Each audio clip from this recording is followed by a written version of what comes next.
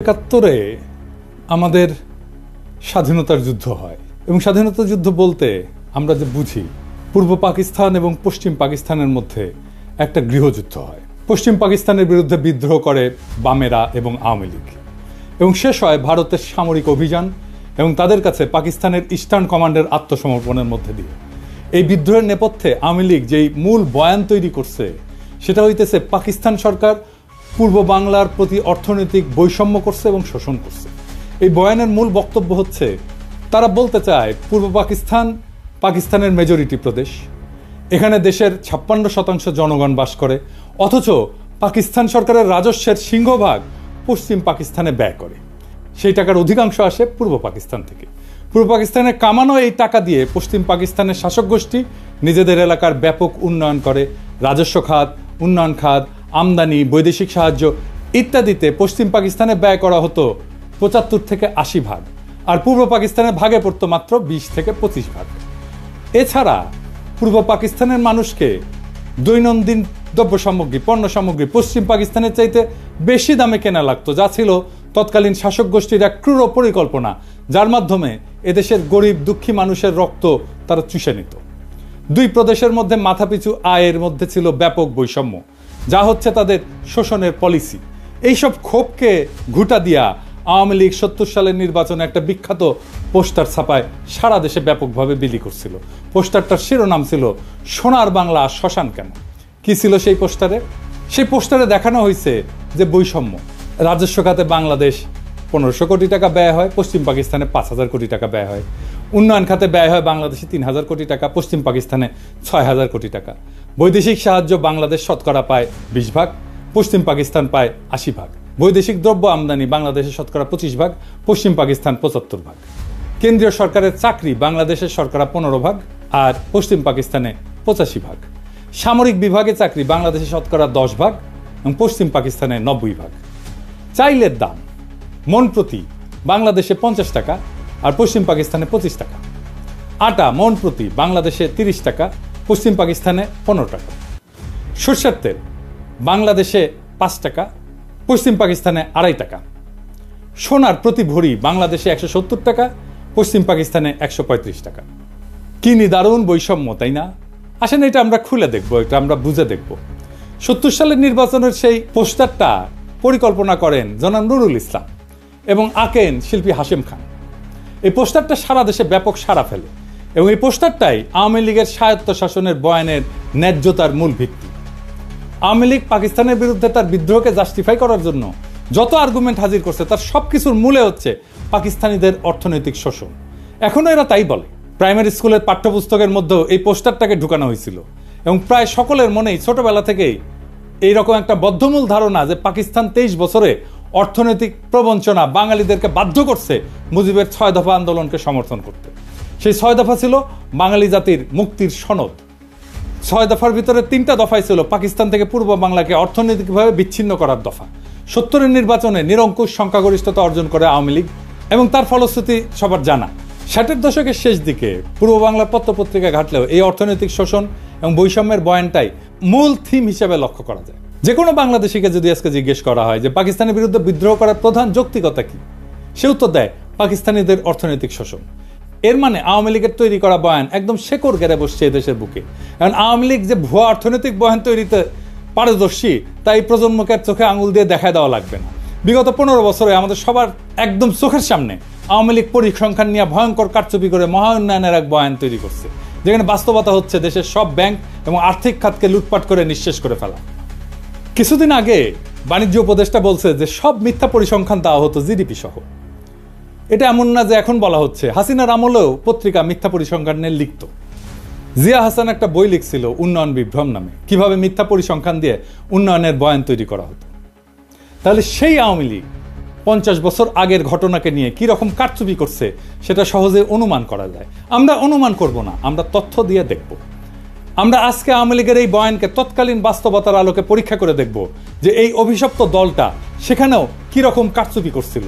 তৎকালীন পাকিস্তানের আর্কাইভ ঘেঁটে আমরা যাবতীয় প্রাসঙ্গিক ডকুমেন্ট জোগাড় করছি এবং বলাই বাহুল্য আওয়ামী লীগ এবং তাদের পোষা অর্থনীতিবিদরা নুরুল ইসলাম, রেহমান সোবহান ভয়াবহ জালিয়াতি করছে এই পোস্টার তৈরি করতে এবং ম্যানিফেস্টো তৈরি করতে।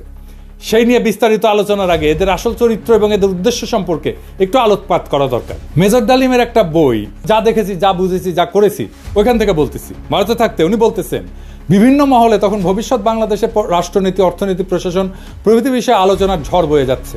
একদিন এক সামাজিক অনুষ্ঠানে সরকারের এক অর্থনৈতিক উপদেষ্টা বললেন, স্বাধীন বাংলাদেশের ইকোনমিক ভায়াবিলিটি তেমন একটা নাই, মানে এটা অর্থনৈতিকভাবে এটা সফল হবে না। তার এই ধরনের বক্তব্যে অবাক করেছিল অনেককেই। প্রশ্ন করা হয়েছিল, স্বাধীন বাংলাদেশের ইকোনমিক ভায়াবিলিটি যদি নাই থাকে তবে আপনারা 6 দফা প্রণয়ন করে জনগণকে উস্কে দিয়েছিলেন কেন? কেন বলেছিলেন পাকিস্তানের শোষণের হাত থেকে পূর্ব পাকিস্তানকে স্বাধীন করতে পারলেই সোনার বাংলা কায়েম হবে? তাহলে কি আপনাদের এই সমস্ত প্রচারণা ছিল মিথ্যে? জনগণকে ধোঁকা দিয়ে পাকিস্তানকে শুধুমাত্র দ্বিখণ্ডিত করার এক কূটকৌশল মাত্র? এ সমস্ত মৌলিক প্রশ্নের জবাব উক্ত বিশারদ সেদিন দিতে পারেননি। অত্যন্ত বিব্রতকর অবস্থায় কেটে পড়ে নিজেকে বাঁচিয়েছিলেন বিড়ম্বনার হাত থেকে। ঠিক একইভাবে আরেকদিন এক ঘরোয়া পরিবেশে কিছু বাঙালি জনাব ডিপি ধরকে ভবিষ্যৎ স্বাধীন বাংলাদেশের অর্থনীতি, শিল্পনীতি কি ধরনের হওয়া উচিত জানতে চাইলে তিনি জবাব দিয়েছিলেন ইংরেজিতে। কিন্তু বাংলায় এটা বোঝা যায় যে তোমাদের এসব নিয়ে কথাবার্তা বলার দরকার নাই, তুমি শুধু ফসল ফলাও, ধান ফলাও, বাকিগুলো আমরা দেখব। এই ধরনের কথা থেকে পরিষ্কার বোঝা যায় যে বাংলাদেশকে ভারতের অর্থনৈতিক বাজার এবং পশ্চাৎভূমিতে পরিণত করার ষড়যন্ত্র ছিল ভারতীয় আধিপত্যবাদী নীল নকশার অন্তর্ভুক্ত। শুধু কি তাই, বাংলাদেশের অর্থনীতিকে সম্পূর্ণভাবে বাংলাদেশের উপরে ভারতীয় নিয়ন্ত্রণ নিশ্চিত করার খায়েশটাও পরিষ্কারভাবে ধরা পড়েছিল জনাব ধরের বক্তব্যে। এই হচ্ছে বাঙালির মুক্তির সনদ প্রণেতাদের দৃষ্টিভঙ্গি, যারা নিজেরাই স্বাধীন বাংলাদেশে বিশ্বাস করত না, যারা সর্বদা ভারতকেই তাদের তীর্থভূমি হিসেবে কল্পনা করেছে আজীবন। গোলাম আজমের বই জীবনে যা দেখলাম, এখান থেকে একটা অংশ আমি পড়ে শোনাই। উনি 69 সালে আইয়ুব খানের সাথে সমস্ত রাজনৈতিক দলের গোলটেবিল বৈঠকে অংশ নেওয়ার পর পশ্চিম পাকিস্তান থেকে পূর্ব পাকিস্তানে ফিরতেছিলেন। তখন প্লেনে এক ব্যক্তির সাথে ওনার কথা হয়। একজন 6 দফা প্রণেতার দাবি, গোলটেবিল বৈঠক ব্যর্থ পরিণতির পর থেকে করাচি থেকে ঢাকা ফিরে আসার পথে বিমানে এক ভদ্রলোকের অত্যন্ত আগ্রহ ও উৎসাহ নিয়ে আমার সাথে হাত মিলালেন। আমি তাকে চিনলাম না। আমার পাশের আসনে বসা ভদ্রলোক অনুরোধ করে তার আসনে নিয়ে বসালেন এবং তিনি এসে আমার পাশে বসলেন। আমি বিস্মিত হয়ে তার পরিচয় জানতে চাইলাম। ধারণা করেছিলাম আদর্শিক দিক থেকে নিকটবর্তী হবেন, তাই আমার সাথে ঘনিষ্ঠ আলাপ করতে চান। অচিরেই টের পেলাম যে তিনি সম্পূর্ণ বিরোধী ক্যাম্পের লোক। গোলটেবিল বৈঠক ব্যর্থ হওয়ার পরে যারা বিজয়ীর গৌরব বোধ করছেন, তিনি তাদেরই একজন। পরাজিত প্রতিপক্ষের একজন প্রতিনিধিকে পেয়ে তিনি বিজয় উৎসবের অংশ হিসেবে ভ্রান্ত পথ ত্যাগ করার উপদেশ দিতে চেয়েছেন।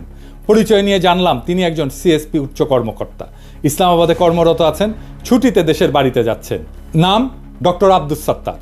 আমাকে তিনি খুব ভালো করেই চিনেন বলে জানলেন। যারা রাজনীতি করেন তারা লেখাপড়ার চর্চা কমই করেন, আমি এর ব্যতিক্রম বলে আমাকে শ্রদ্ধা করেন বলেও উল্লেখ করলেন। আমার সাথে আলোচনার সুযোগ পেয়ে তিনি খুবই খুশি হয়েছেন বলেও জানিয়েছিলেন। এভাবে কতক সৌজন্যমূলক কথা বলে তিনি বক্তব্য শুরু করলেন। আপনারা 6 দফাকে সঠিকভাবে বিবেচনা করলেন না, এটাকে শেখ মুজিবের হঠকারী রাজনৈতিক প্রস্তাব মনে করে হয়তো এটার যথার্থ মূল্যায়ন করতে পারেননি। এটা শেখ মুজিবের মাধ্যমে পেশ করা হয়েছে বটে, কিন্তু এর প্রণেতা 18 জন পিএইচডি, এর মধ্যে বিভিন্ন বিশ্ববিদ্যালয়ের প্রফেসর এবং সরকারি বেসরকারি উচ্চপদস্থ ব্যক্তিত্ব রয়েছেন।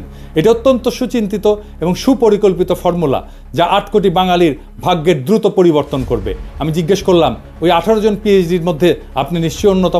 তিনি জোশের সাথে দাবি করলেন যে তিনিও এই সংগঠকদের একজন। আমি জানতে চাইলাম, এই 18 জনের সবাই কি বাঙালি? তিনি আরও উৎসাহের সাথে বললেন যে তারা সবাই বাঙালি জাতীয়তার বিশ্বাসী। আমি জিজ্ঞেস করলাম যে আপনারা নিশ্চয়ই সুদূর প্রসারী পরিকল্পনার ভিত্তিতে এই 6 দফা প্রণয়ন করেছেন। উক্ত পরিকল্পনায় কি পূর্ব এবং পশ্চিম পাকিস্তানকে একটা রাষ্ট্র হিসেবে গড়ে তোলার চিন্তা রয়েছে? তিনি খুবই খোলা মনে জবাব দিলেন, আপনারা জনগণের ময়দানে কাজ করেন, আমরা তাদের সাথে কাজ করছি যারা দেশ চালাচ্ছে। পাঞ্জাবিরা আমাদের দাবিয়ে রাখতে চায়, তাদের থেকে আলাদা না হয়ে আমরা উন্নতি করতে পারবো না। আমাদের দু অঞ্চলের মাঝখানে ভারত, এ অবস্থায় এক রাষ্ট্রের অন্তর্ভুক্ত থাকা অস্বাভাবিক। আমি বললাম, আমরা সংখ্যাগরিষ্ঠ, দেশ গণতন্ত্রের পথে এগুচ্ছে, আমরা কেন্দ্রীয় প্রাধান্য বিস্তার করব, আমরা কেন আলাদা হওয়ার কথা চিন্তা করব? তারা আলাদা হতে চাইলে দেখা যাবে। এর জবাবে তিনি এমন কথা বললেন যা শুনে আমি চমকে গেলাম। তিনি বললেন, বাঙালি জাতি হিসাবে আমাদেরকে চিন্তা করতে হবে 47 সালে বাঙালি জাতিকে বিভক্ত করায় আমরা জাতি হিসেবে দুর্বল হয়ে গেছি। বাঙালি জাতি ঐক্যবদ্ধ হলে গোটা উপমহাদেশে আমরা বিশাল মর্যাদার অধিকারী হতে পারবো। আমি জানতে চাইলাম, পশ্চিমবঙ্গের বাঙালিরা কি ভারত থেকে আলাদা হয়ে আমাদের সাথে মিলে আলাদা রাষ্ট্রে অন্তর্ভুক্ত হতে রাজি হবে? তিনি আস্থার সাথে বললেন, আলবৎ তারা প্রস্তুত হবে। তারা কলকাতাকে রাজধানী করতে চাইবে। বঙ্গদেশ বিভক্ত না হলে তো আমাদের পূর্ব পাকিস্তানের রাজধানী কলকাতাতেই থাকতো। ব্রিটিশ আমলেও কলকাতা বহু বছর ব্রিটিশ ভারতের রাজধানী ছিল। এখানে লক্ষণীয় যে উক্ত ব্যক্তি খালি 6 দফাতেই সন্তুষ্ট নন, উনি প্রত্যক্ষভাবে বাংলার সাথে যোগ দেওয়ার জন্য উদ্গ্রীব এবং সেই জন্যে পূর্ব বাংলার রাজধানী ঢাকা থেকে কলকাতাতে সরাই দিতেও প্রস্তুত। ক্ষুদিরাম সূর্য সেনের মন্ত্রমুগ্ধ শিষ্য। 47 সালের পার্টিশনের ইতিহাস সম্পর্কে যাদের মিনিমাম পড়াশোনা আছে তাদের জানার কথা, কংগ্রেসের দাবির মুখে লর্ড মাউন্টব্যাটেন মুসলিম সংখ্যাগরিষ্ঠ প্রদেশ পাঞ্জাব এবং বাংলাকে পার্টিশন করার সিদ্ধান্ত নেন, যেটার পুরোটা পাকিস্তানে আসার কথা ছিল। কায়েদে আজম জিন্নাহ অনিচ্ছা সত্ত্বেও এই পার্টিশনের সিদ্ধান্তকে মেনে নেন, যেটা ছিল তার স্টেটসম্যানশিপের পরিচয়। জিন্নাহ এটা নিয়ে আফসোস করে পোকায় কাটা পাকিস্তান বলেছিলেন। মাউন্টব্যাটেন প্ল্যানের আগ পর্যন্ত কংগ্রেস, মুসলিম লীগ এবং ইংরেজ সরকারের মধ্যে যত আলোচনা হয়েছে তার মুখ্য টপিক ছিল নতুন সংবিধানে ব্রিটিশ ভারতের 11টি প্রদেশের মধ্যে কী রকম সম্পর্ক থাকবে স্বাধীনতার পর। 1946 সালের ক্যাবিনেট মিশনে পুরো ভারতকে অখণ্ড রেখে মুসলিম প্রধান প্রদেশগুলোকে ম্যাক্সিমাম অটোনমি দেওয়ার একটা প্রস্তাব সংবিধানে করা হয়, যেটাতে মুসলিম লীগ এবং কায়েদে আজম সম্মতি প্রদান করেন। কংগ্রেস এবং নেহরু সেই প্রস্তাব মানতে রাজি না থাকায় কায়েদে আজম এরপর পূর্ণ স্বাধীনতার দাবি করেন। মাউন্টব্যাটেন প্রস্তাবের আগ পর্যন্ত প্রদেশগুলোকে অখণ্ড রেখে কোন প্রদেশ ভারতে থাকবে আর কোনটা পাকিস্তানে যাবে সেটা নিয়ে নেগোসিয়েশন চালান। মুসলিম লীগ 11টি প্রদেশের মধ্যে 4টি মুসলিম প্রধান প্রদেশ বাংলা, পাঞ্জাব, সিন্ধু, উত্তর পশ্চিম সীমান্ত প্রদেশ দাবি করে। মাউন্টব্যাটেন নেহরু দিয়ে ইনফ্লুয়েন্স হন। এই নেহরুর সাথে মাউন্টব্যাটেনের স্ত্রীর একটা অ্যাফেয়ার ছিল, দরকার পড়লে এটা রেফারেন্স দেওয়া যাবে। তো এই ইনফ্লুয়েন্সড হয়ে বাংলা এবং পাঞ্জাবের পুরো প্রদেশ না দিয়ে সেটাকেও পার্টিশন করার সিদ্ধান্ত নেন। 3রা জুন মাউন্টব্যাটেনের পার্টিশনের সিদ্ধান্তের পর ব্রিটিশ পার্লামেন্টের প্রথম প্ল্যানে, যেটা জুলাই মাসে ইন্ডিয়ান ইন্ডিপেন্ডেন্স অ্যাক্ট 1947-এর ভিতরে অন্তর্ভুক্ত ছিল, বাংলা প্রদেশের 5টি বিভাগের বর্ধমান প্রেসিডেন্সি, রাজশাহী, ঢাকা, চট্টগ্রাম 28টা জেলার মধ্যে পাকিস্তানকে 16টা জেলা প্রদান করা হয়। বর্ধমান বিভাগকে সম্পূর্ণ ভারতে, ঢাকা এবং চট্টগ্রাম বিভাগকে, পার্বত্য চট্টগ্রাম ডিস্ট্রিক্ট বাদে পার্বত্য চট্টগ্রাম পরে অন্তর্ভুক্ত হয়েছে, সম্পূর্ণ পাকিস্তানকে প্রদান করা হয়। প্রেসিডেন্সি বিভাগের 6টি জেলার মধ্যে পাকিস্তানকে 3টা, যশোর, মুর্শিদাবাদ, নদিয়া এবং ভারতকে 3টা জেলা, কলকাতা, 24 পরগনা, খুলনা প্রদান করা হয়। রাজশাহী বিভাগকে পার্টিশন করে 8টি জেলার মধ্যে 6টি জেলা, বগুড়া, দিনাজপুর, মালদা, পাবনা, রাজশাহী, রংপুর পাকিস্তানে এবং অবশিষ্ট 2টি জেলা দার্জিলিং, জলপাইগুড়ি ভারতে প্রদান করা হয়। এছাড়া জুলাই মাসে আসামের সিলেট জেলাতে গণভোট হয়, সেখানকার সংখ্যাগরিষ্ঠ মুসলিম পাকিস্তানে যোগ দেওয়ার পক্ষে ভোট দেয়। এরপরে স্যার সিরিল রেডক্লিফকে প্রধান করে একটা পার্টিশন কমিশন বানানো হয় ফাইনাল ডিটেলস ঠিক করার জন্য। স্যার রেডক্লিফ ইন্ডিয়ান ইন্ডিপেন্ডেন্স অ্যাক্টের প্ল্যানে অদল বদল করেন। প্রথমত উনি মুর্শিদাবাদ, নদিয়া এবং মালদা জেলাকে ভারতে প্রদান করেন, পাকিস্তানকে ভারত থেকে খুলনা নিয়ে প্রদান করেন, এছাড়া পাকিস্তানকে পার্বত্য চট্টগ্রাম জেলা প্রদান করেন। খালি এতটুকু করেই ক্ষান্ত হন নাই, উনি এরপরে পার্টিশনের ইউনিটকে জেলা থেকে থানা পর্যায়ে নামায় আনেন। অর্থাৎ খালি মুসলিম সংখ্যাগরিষ্ঠ জেলার মধ্যে যেসব থানা মুসলিম সংখ্যাগরিষ্ঠ সেগুলোকেই পাকিস্তানে ভাগে পড়ে, প্রদেশ থেকে ইউনিট একেবারে থানাতে নামায় আনছে। এর ফলে রেডক্লিফ সাহেবের জলপাইগুড়ি এবং দিনাজপুর জেলাকে পার্টিশন করে মুসলিম প্রধান থানাকে পাকিস্তানে দেন। মালদা, মুর্শিদাবাদ পুরোটাই ভারতে থাকে মুসলিম সংখ্যাগরিষ্ঠ হওয়া সত্ত্বেও। নদিয়াকে পার্টিশন করে কুষ্টিয়া, চুয়াডাঙ্গা অঞ্চল পাকিস্তানে এবং যশোরকে পার্টিশন করে বনগাঁ পর্যন্ত ভারতকে দেওয়া হয়। 24 পরগনা জেলা পুরোটাই ভারতে থাকে। এরপরও উনি ক্ষান্ত হন নাই, উনি সিলেটের 35টি থানার মধ্যে 6টি থানা কেটে করিমগঞ্জ সহ সেটা ভারতকে প্রদান করেন। এই রেডক্লিফ অ্যাওয়ার্ড দেশ স্বাধীন হওয়ার 1-2 দিন পর প্রকাশ করা হয়। রেডক্লিফ পাঞ্জাবেও ঘুটু করছে, মাউন্টব্যাটেনের চাপে পড়ে, সেটা অন্য কাহিনী, এর সাথে কাশ্মীর জড়িত। রেডক্লিফ রিভারের রেলেভেন্ট অংশ আপনি এখানে পাবেন, আমি সবগুলোই ডেসক্রিপশনে দিয়ে দিচ্ছি। 3রা জুন 1947 সালে মাউন্টব্যাটেনের পার্টিশন সিদ্ধান্ত প্রকাশিত হওয়ার পর বাংলা প্রদেশের মুসলিম লীগের নেতা সোহরাওয়ার্দী দিল্লিতে কায়েদে আজমের সাথে দেখা করতে যান। সোহরাওয়ার্দী এবং বাংলার মুসলিম লীগ ভেবেছিল পুরো বাংলা প্রদেশ পাকিস্তানে যাবে। পার্টিশনের সিদ্ধান্তে তারা স্বাভাবিকভাবে আপসেট হয়। সোহরাওয়ার্দী এবং আবুল হাশিম মানে বদরুদ্দিন ওমরের বাবা, জিন্নার কাছে অনুমতি চায়। যদি জিন্না রাজি থাকে তখন তারা বাংলা কংগ্রেসের নেতাদের সাথে আলোচনা করে দুই পক্ষ মিলে একটা প্রপোজাল দেবে যাতে পুরো বাংলা প্রদেশ এক থেকে ভারত এবং পাকিস্তান থেকে আলাদা হয়ে তৃতীয় একটা দেশ তৈরি করে আসামের সাথে মিলে। জিন্না তার সম্মতি প্রদান করেন।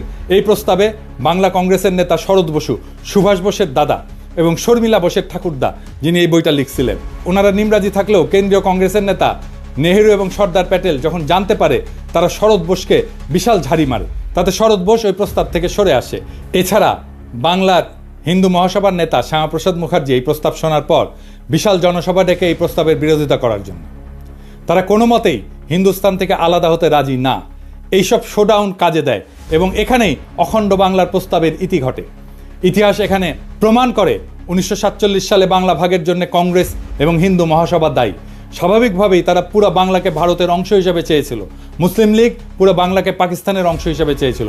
কিন্তু পার্টিশনের সিদ্ধান্ত শোনার পর মুসলিম লীগ অখণ্ড বাংলা রাখতে রাজি ছিল। যদি বাংলা আসাম মিলে তৃতীয় আর একটা দেশ হয়, কংগ্রেস এবং মহাসভা সেটার চাইতে খণ্ডিত বাংলাকেই ভারতের অংশ হিসেবে প্রেফার করে। তৎকালীন বাংলার মুখ্যমন্ত্রী সোহরাওয়ার্দী শেষে একটা প্রস্তাব দেয় যে অন্তত রাজধানী কলকাতা 6 মাস পর পাক ভারতের যৌথ কন্ট্রোলে থাকুক, যাতে প্রশাসনিক ব্যবস্থা অর্গানাইজভাবে ট্রান্সফার করা যায়। সর্দার প্যাটেলের উত্তরে বলেন, নট ইভেন ফর 6 days। কাজেই পশ্চিম বাংলার হিন্দুরা হিন্দুস্তানের থেকে আলাদা হয়ে পূর্ব বাংলার মুসলিমদের সাথে ইউনিয়ন করে থাকবে, আর ভারতও এটা মেনে নিয়ে বিনা যুদ্ধে এত বড় মেদিনী ছেড়ে দেবে। মানে দুর্যোধন বলছিল মহাভারতের, বিনা যুদ্ধে নাহি দেব সূচক্র মেদিনী, একটা সূচের আগায় যতটুকু ভূমি থাকে ওইটাও যুদ্ধ ছাড়া দেব না। ওটাই ভারতের পলিসি। তাই এটা একটা আকাশ কুসুম কল্পনা। আওয়ামী লীগের নেতাদের এসব ইতিহাস খুব ভালো করে জানার কথা, কারণ তারা মুসলিম লীগের কর্মী ছিল 47 সালে। এরপর এইসব 6 দফা প্রণেতারা মানুষকে মূলা দেখাইছে যে তারা পশ্চিম বাংলার সাথে ইউনিয়ন করবে। এইটা ছিল আওয়ামী লীগের একটা ভয়ঙ্কর প্রতারণা। 1971 সালের 7 দফা চুক্তির ইতিহাস নতুন প্রজন্ম ইতিমধ্যে জেনে ফেলছে। সর্বশেষে এই পোস্টারের প্রণেতা অর্থনীতিবিদ নুরুল ইসলাম যে কত স্থূল একজন ব্যক্তি ছিল তার একটা সামান্য উদাহরণ দেই। 2016 সালে বাংলাদেশ প্রতিদিন পত্রিকায় পোস্টারটার শিল্পী হাশেম খান একটা প্রবন্ধ লেখেন। সেখানে উনি পোস্টার তৈরির ইতিহাস বর্ণনা করেন। সেই প্রবন্ধের একটা অংশ হচ্ছে, কিছুক্ষণের মধ্যে নুরুল ইসলাম ফিরে এসে বললেন, কিছু একটা দাঁড় করাতে পারলেন? আজকে আর বিদ্যুৎ আসবে না। পাকি সরকার পূর্ব পাকিস্তানের অন্ধকারে রাইখা পাকিস্তানের আলোতে ভাসাইয়া দিচ্ছে। সারা রাত শহর বন্দর অলিগলি এমনকি গ্রাম পর্যন্ত বিদ্যুতের বাতি আলো দিতেছে। সামনের ইলেকশনে পশ্চিমাদের গদি থেকে নামাইয়া আওয়ামী লীগরে বসাইতে হবে। নুরুল ইসলাম দাবি করতেছেন পূর্ব পাকিস্তানের লোডশেডিং এর জন্য পশ্চিম পাকিস্তান দায়ী।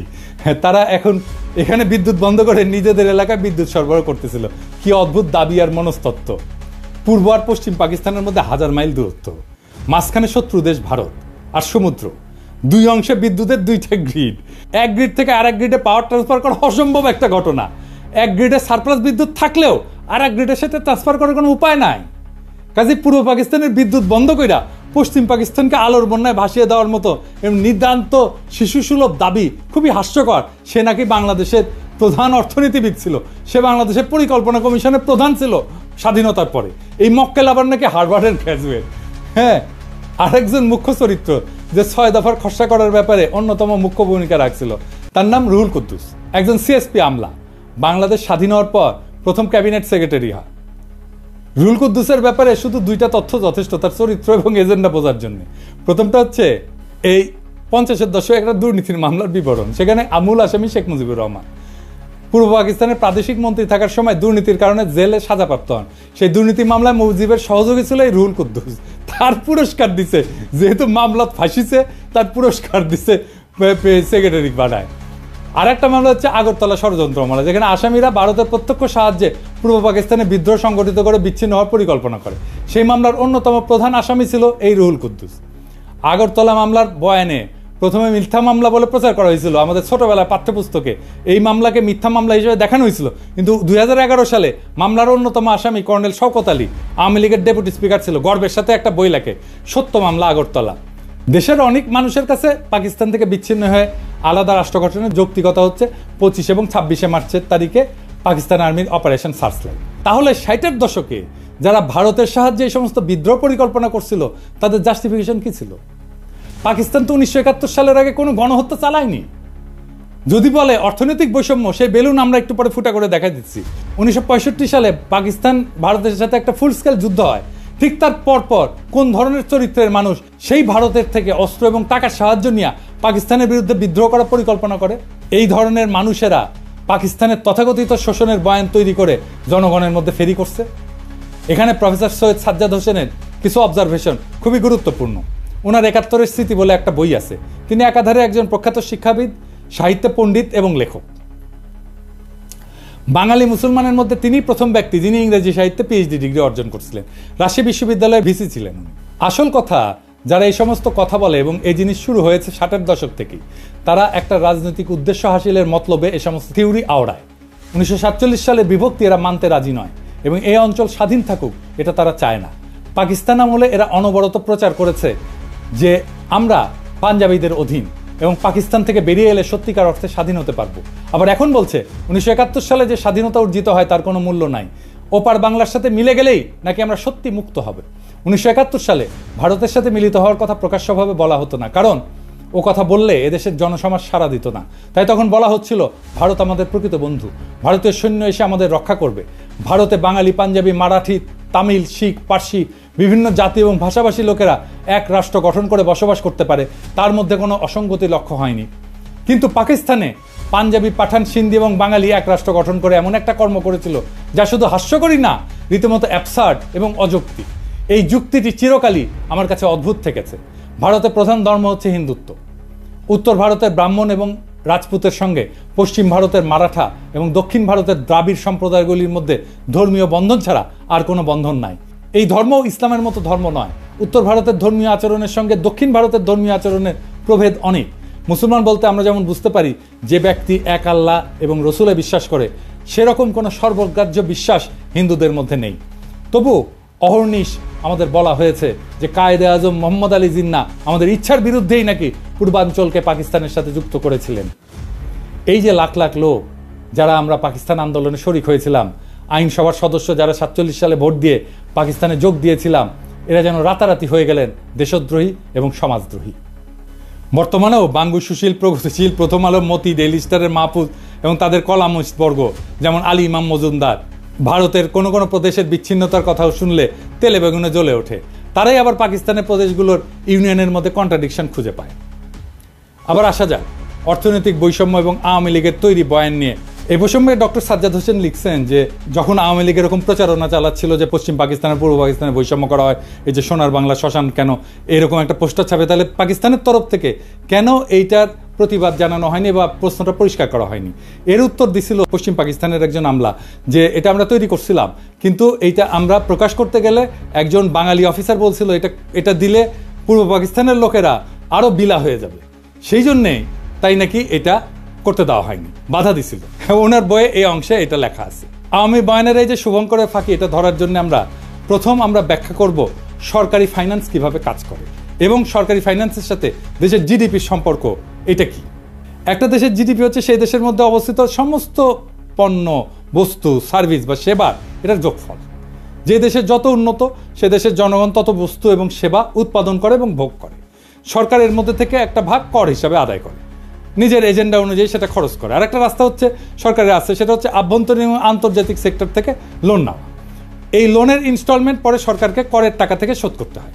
ফাইনাল একটা রাস্তা আছে সরকারের কাছে, সেটা হচ্ছে আভ্যন্তরীণ যে কোনো বিল পরিশোধের জন্য টাকা ছাপানো। কিন্তু এর ফলে মুদ্রার মান ইনফ্লেশন হয়, আমরা জানি মুদ্রাস্ফীতি হয়। ইনফ্লেশন এক ধরনের ট্যাক্স কিন্তু, যার মাধ্যমে সরকার দেশের জিডিপির একটা অংশ নিজের পকেটস্থ করে। এই করের জন্য পার্লামেন্ট অথবা আইনসভার কোনো বিল পাস করানো লাগে না। সরকারের বাজেটে দুই ধরনের বাজেট থাকে, একটা বাজেট রাজস্ব খাত আর একটা বাজেট উন্নয়ন খাত। করের টাকা দিয়ে সরকার প্রশাসন, প্রতিরক্ষা, বিদ্যমান স্থাপনার ভরণ পোষণ, আগের ঋণের সুদ পরিশোধ এবং অন্যান্য খরচ চালায়। এটা রাজস্ব খাত বা অপারেটিং এক্সপেন্ডিচার। এরপরে কিছু সারপ্লাস থাকলে সেটা প্লাস সরকার দেশি বিদেশি সেক্টর থেকে ঋণ নিয়ে বিভিন্ন মন্ত্রণালয়ের অধীনে উন্নয়নমূলক প্রজেক্ট গ্রহণ করে। এই উন্নয়নমূলক প্রজেক্টগুলোকে এডিপি বা অ্যানুয়াল ডেভেলপমেন্ট প্রোগ্রাম বলে। অধিকাংশ প্রজেক্টে যে ব্রিজ টিজ, রাস্তা টাস্তা, এগুলো সব এডিপির অন্তর্ভুক্ত। তবে এডিপির বাইরে অল্প কিছু প্রজেক্ট থাকে। বাজেটে এডিপির বাৎসরিক বরাদ্দ দেওয়া থাকলেও সেই বরাদ্দ সবসময় সম্পূর্ণ খরচ হয় না বিভিন্ন কারণে। এর পিছনে প্রজেক্টের ধীর গতি আছে, প্রশাসনিক সক্ষমতার অভাব, কেনাকাটায় আমলাতান্ত্রিক জটিলতা ইত্যাদি কারণ থাকে। বাজেটের একটা বাস্তব স্যাম্পল দেখেন, এইরকম করে বাজেট লেখা হয়। এখন আমরা আলোচনা করব বৈদেশিক মুদ্রার ব্যাপার। দেশের কোম্পানিগুলো ব্যবসা ট্যাবসা করে রপ্তানি করে কিছু টাকা পায়, ফরেন কারেন্সি, আর আমরা রেমিটেন্স পাঠাই বিদেশে যারা আছি। এইভাবে দেশ বৈদেশিক মুদ্রা অর্জন করে। বাংলাদেশ, পাকিস্তান, ভারত সরকার এই বৈদেশিক মুদ্রার প্রবাহ এটাকে নিয়ন্ত্রণ করে। দেশে আসা বৈদেশিক মুদ্রা ব্যাংক থেকে সেন্ট্রাল ব্যাংকের কন্ট্রোলে যায়। সেন্ট্রাল ব্যাংক দেশের মানুষকে বৈদেশিক মুদ্রার বিপরীতে দেশীয় মুদ্রা প্রদান করে। এরপর কোনো আমদানিকারক কিছু আমদানি করতে চাইলে সেন্ট্রাল ব্যাংকের অনুমতিক্রমে লেটার অফ ক্রেডিট খুলে প্রয়োজনীয় বৈদেশিক মুদ্রা দিয়ে বস্তু অথবা সেবা আমদানি করে। আমেরিকা, সিঙ্গাপুর, হংকং এসব দেশে এরকম কোনো এক্সচেঞ্জ কন্ট্রোল নাই। এসব কারেন্সি ফ্রি ফ্লোটিং, মানে সাপ্লাই ডিমান্ডের উপরে ফরেন কারেন্সির বিনিময় মূল্য নির্ভর করে বা ওঠানামা করে। আমদানি রপ্তানিকারকের কোনো কেন্দ্রীয় ব্যাংকের অনুমতি লাগে না, বা কেন্দ্রীয় ব্যাংক এই সমস্ত ব্যাপার রেগুলেট করে না।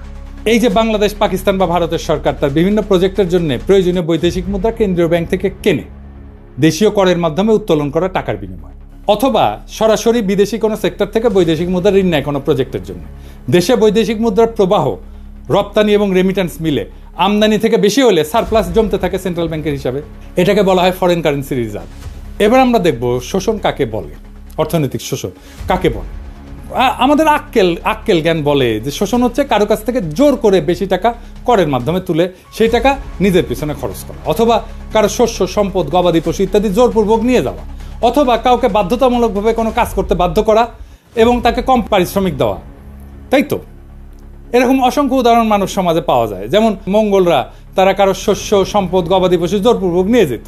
মারাঠাদের বর্গী হামলার উদাহরণ তো আছেই, তাদের চৌত আদায় করত। রোমান সাম্রাজ্যে ইতালিতে রোমান নাগরিকদের কর দেওয়া লাগতো না, সাম্রাজ্যের সমস্ত খরচ রোমানদের দখলকৃত প্রদেশের মানুষদের কাছ থেকে তোলা হতো।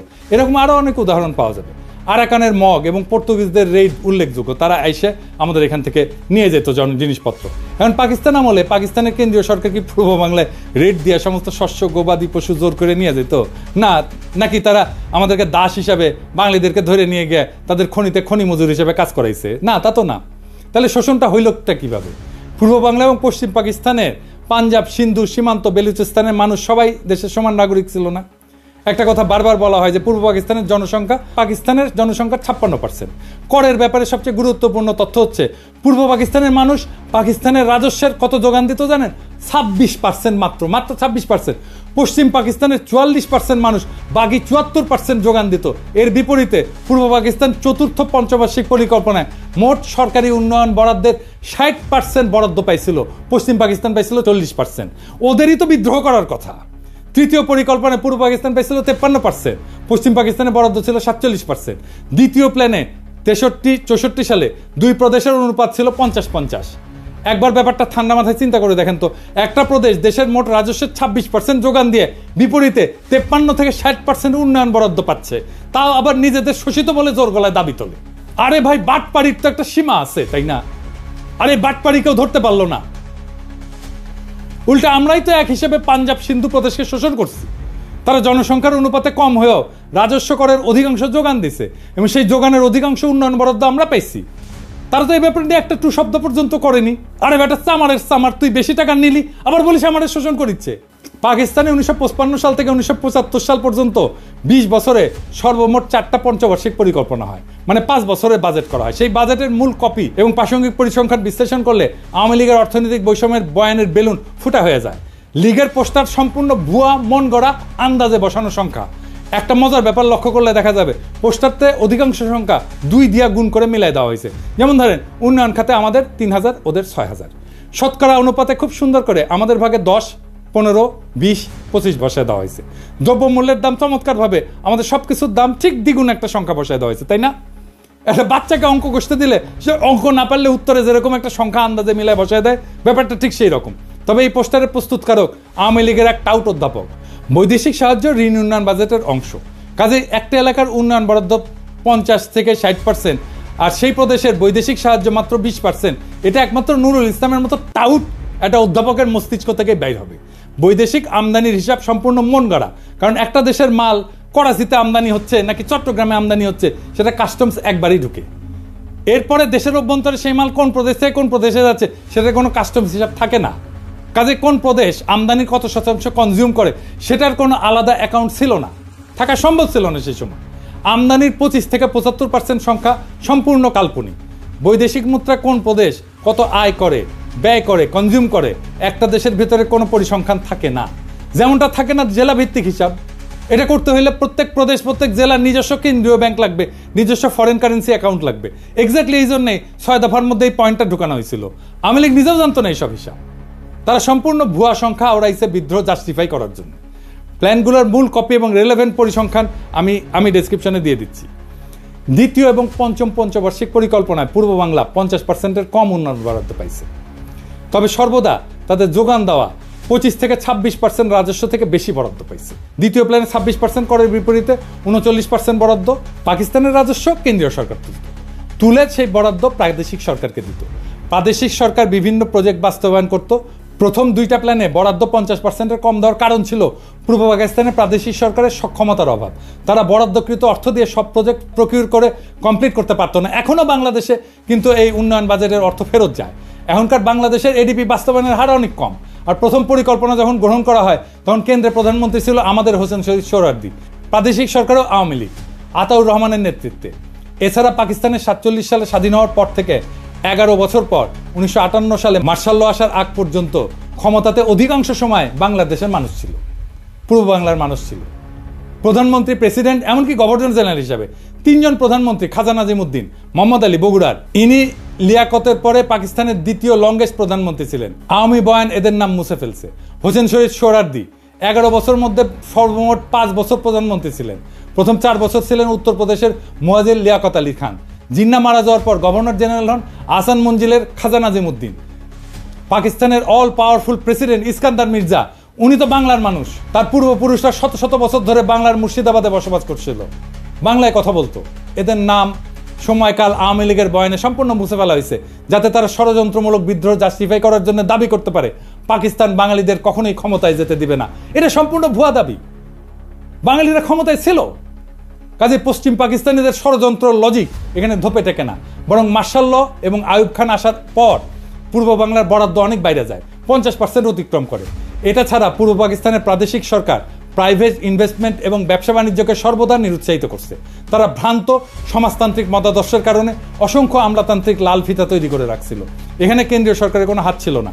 এই জন্যই 2 প্রদেশে পূর্ব এবং পশ্চিম পাকিস্তানের প্রাইভেট ইনভেস্টমেন্টের মধ্যে বিশাল পার্থক্য, যার জন্য সম্পূর্ণরূপে দায়ী হচ্ছে প্রাদেশিক সরকারের পলিসি, যারা সবসময় বাঙালি ছিল। মোদ্দা কথা, যেই বয়ানে বলা হয় পূর্ব পাকিস্তানের করের টাকায় পশ্চিম পাকিস্তানে বিলাসিতা করত, সম্পূর্ণ ভুয়া, ভ্রান্ত এবং উদ্দেশ্যমূলক একটা প্রচার। পূর্ব পাকিস্তানে বিশাল ডেফিসিট পূরণ করা হতো পশ্চিম পাকিস্তানের কর দিয়া। আর একটা পয়েন্ট যেটা 6 দফাতে অন্তর্ভুক্ত ছিল, এক প্রদেশ থেকে আরেক প্রদেশে মূলধন পাচার বন্ধ করতে হবে, কারণ নাকি বাংলার মূলধনে লাহোর আর করাচি গড়ে উঠছে। বাস্তব ঘটনা সম্পূর্ণ 180 ডিগ্রি উল্টা।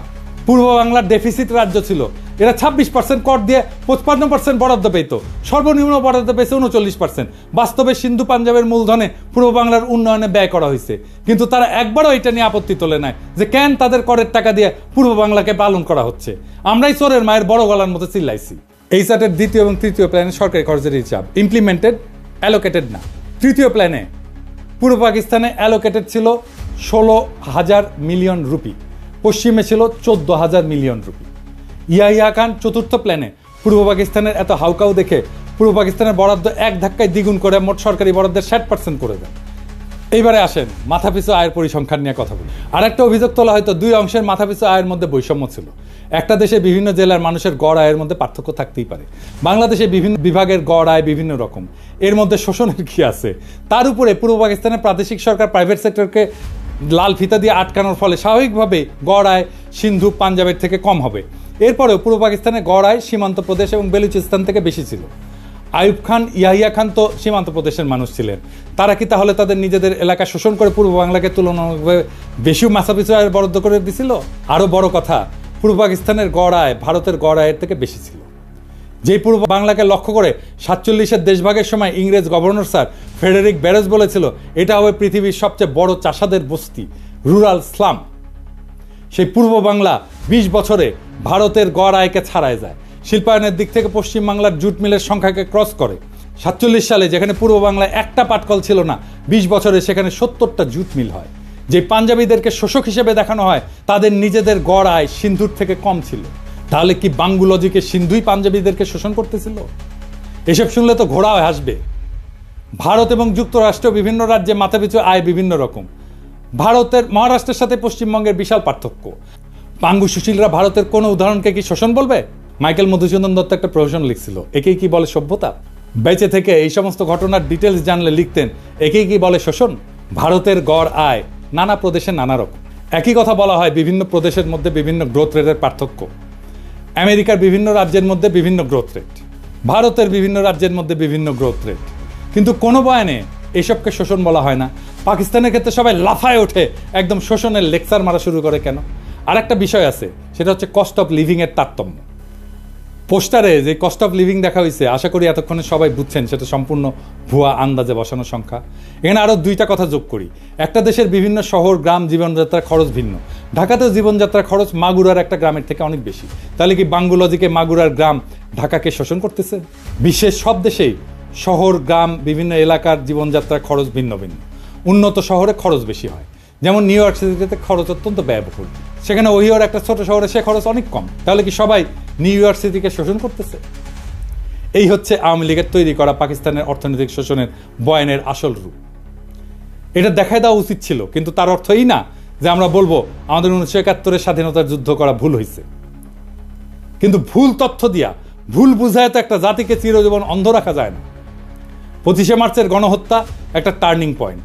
ওই অবস্থা কেন কিভাবে তৈরি হয়েছিল সেটা আরেকদিন আলাপ হবে। সেই অন্ধকার ইতিহাস শুনলে আপনি শিউরে উঠবেন যে কি ভয়ানক পরিকল্পনা করে এমন একটা সম্ভাবনার দিকে ঠেলে দেওয়া হয়েছিল একটা পুরো জাতিকে। সেই ইতিহাস আরেকদিন। বাংলাদেশের ইতিহাস শুধু বিজয়ের গল্প না, বরং সত্য আর মিথ্যার একটা দীর্ঘ সংগ্রাম। 1971 সালের মুক্তিযুদ্ধ আমাদের জাতির সত্তার ভিত্তি গড়ে দিছে, তবে এর প্রত্যেকটা দিক সঠিকভাবে বোঝা জরুরি। পাকিস্তানের শোষণ, বৈষম্যের বয়ান, রাজনৈতিক চক্রান্ত এবং বহির্বিশ্বের ভূমিকা, এসব প্রশ্নের নতুন বিশ্লেষণ দরকার, নতুন বয়ান দরকার, নতুন ইতিহাসবোধ দরকার। যেই জাতি ইতিহাসকে প্রশ্ন করতে শেখে, সেই জাতি ভবিষ্যৎকে রচনা করতে পারে। ভুল তথ্যের ভিত্তিতে জাতীয় চেতনার বিকৃতি ঘটে, আর সেখান থেকেই জন্ম নেয় দুর্বল শাসন, দুর্নীতি এবং প্রহসনের উন্নয়নের বয়ান। আজকে বাংলাদেশ যদি সত্যিকার অর্থে স্বাধীনতার চেতনাকে ধারণ করতে চায়, তবে তাকে নিরপেক্ষভাবে অতীতের ঘটনাগুলো পর্যালোচনা করতে হবে। সত্যের অনুসন্ধান শুধু ইতিহাসের প্রয়োজনে নয়, বরং ভবিষ্যতের জন্য অপরিহার্য। জাতি হিসেবে আমাদের দায়িত্ব হলো ইতিহাসের প্রকৃত সত্যকে জানা, যাতে মিথ্যার বুনিয়াদ ভেঙে আমরা একটা উন্নত, স্বনির্ভর এবং শক্তিশালী বাংলাদেশ গড়তে পারি।